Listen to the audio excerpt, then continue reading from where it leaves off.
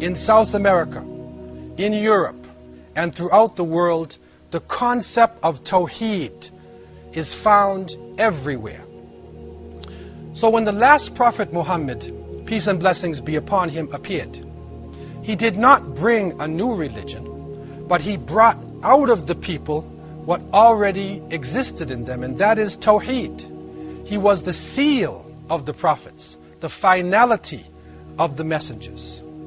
And it is reported during his last major sermon in Arafah, he brought to the people a strong message of the oneness of God.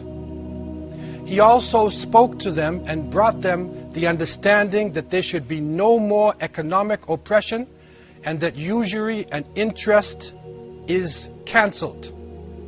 He confirmed the rights of women. He broke down the roots of racism.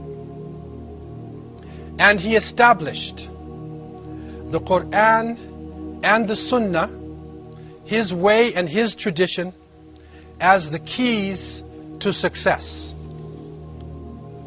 He sent his followers in all directions. And it is reported that most of the Sahaba, radiyallahu anhum ajma'in, died outside of Arabia. When we look at history, we find that no other religion, no other ideology, no conquering general, no people spread so rapidly and so far. Within 100 years, Islam had reached the Atlantic Ocean on the west and China and the Pacific in the east.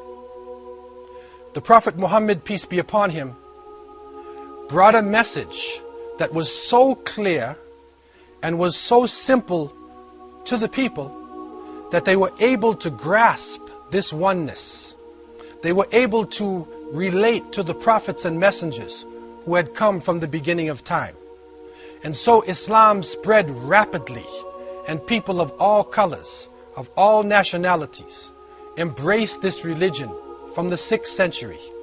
People of all classes, the rich and the poor, male and female, came into this faith in large numbers, and Islam established itself, not only in Arabia, but it established itself in Asia, in Africa, in Europe, and we also have proof that it was even in the Americas. Number one, in the concept of Tawheed that the Muslims were carrying, the focus was always upon unity. The focus was upon inclusion.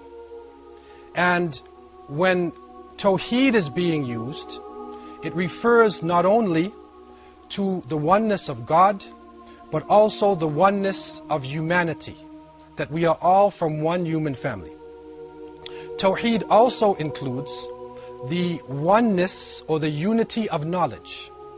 And the Prophet Muhammad, peace be upon him, was reported to have said, knowledge is the lost property of the believer.